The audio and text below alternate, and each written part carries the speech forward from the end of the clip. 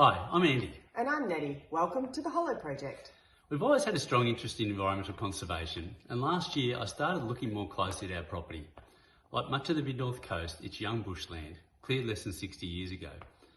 And I realised we've got beautiful bush, but it has a definite shortage of tree hollows, so I decided to do something about it. Yeah, the way Andy explained it to me, it takes 70 to 200 years for hollows to form that are big enough for a lot of the Australian wildlife, like the sugar gliders and even the feather-tailed gliders and certain of our bird species. 18 months ago, as an experiment, I'd already trialled a couple of small hollows in some trees on our property, and within 2 weeks they'd been occupied by some super cute sugar gliders. They were so cute. So after a lot more research, including chatting in detail with Dr. Ross Goldingay, a renowned professor who spent most of his career researching nest boxes and gliders, we set up the Dumbogan drilled hollow trial. I reached out to Matt Stevens, the inventor of the hollow carving tool, the Hollow Hog, and put in an order straight away. Okay, so the way that I understood it is we had plenty of food and biodiversity on the 25-acre property, but due to the age of the trees, we didn't have enough housing, we didn't have enough hollows for them.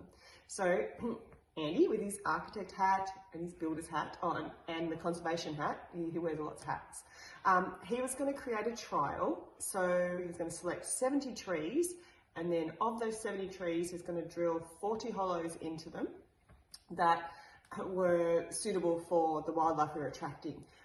He was going to be guided along the way by Dr. Ross and some of the awesome ecologists that are now friends of ours, like James Lindsay and Simone Garwood. And of course, using all your own experience as well. And he was going to make this trial actually happen. And I was like, that sounds great for you to do. Off you go. I must say, it did sound easier on paper. It took me a month, lugging an extension ladder, drills and all sorts of other gear through the bush. I was climbing up and down trees, drilling all different types of hollows into the trees like a madman. I had to dodge the odd tick and leech on the way, but eventually the 40 hollows were completed. Part of the trial was to see how quickly the hollows were discovered. Which animal was into which hollow, how did they interact with the hollows, and were the designs suitable for a permanent home? Can I just go back to the bit where it was easier on paper? Seriously, he would come in this, he's doing this for, weeks, and he would come in to have a break between a hollow, and he would be sweaty, covered in sawdust, looking like a sawdust lamington. It was so bad. Sorry, keep going on the project bit. So we've been chatting with the project with people like James, our ecologist from the Biodiversity Conservation Trust.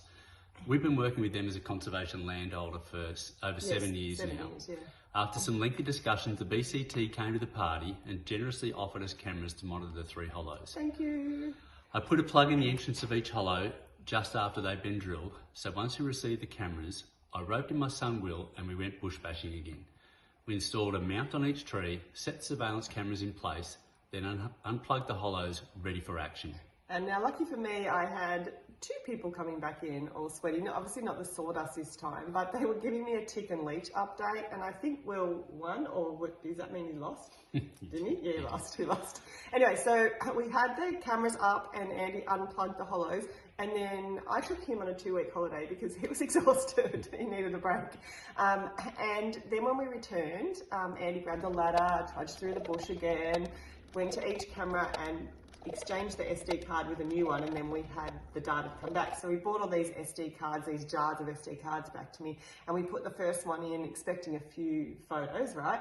And then we end up with all these photos. We're like, wow, this is amazing. And then we did the next card, and the next card, and the next card. And then we had this pile of 40 cards of all this data. And I was thinking, this was Andy's project mostly. And now I've got a feeling that this is our project. And how on earth are we going to go through this data? And then you had a great idea. So we threw out a call for help to a bunch of local people, super keen on our native bush. We needed a hand to analyse all the footage of our amazing critters we were finding. Pretty soon we had 12 awesome volunteers glued to their computers, going through the pics and recording the data into an interactive spreadsheet. They were continually surprised by all the amazing animals we were discovering in their own backyard. Yeah, we were too, right? It was wow, Once the 3 months ended and we had to sadly give the cameras back, we realised that this couldn't be the end of the drilled hollow trial. There was so much good stuff coming in from this, and we needed to continue this work. So the drilled hollow trial has now become the Hollow Project. It's a way of sharing the findings with people like you, as well as making the data accessible to universities, governments and other researchers. Yeah, it became obvious to us, right, that there was this amazing data that we were bringing in, and that could actually, guide some real advances in habitat restoration. Obviously, we need the cameras to keep monitoring, and they were borrowed. So, can we borrow more cameras, or can we actually raise some funds to purchase our own cameras to keep this going? We want to do at least a full 12-month trial, but then have it ongoing and just see how it interacts. I think, like we're discussing it, it's sort of a watch this space. Anyhow, we hope you enjoy the amazing videos and information that we'll be soon posting on the Hollow Project socials. It's going to be some pretty cool stuff coming through.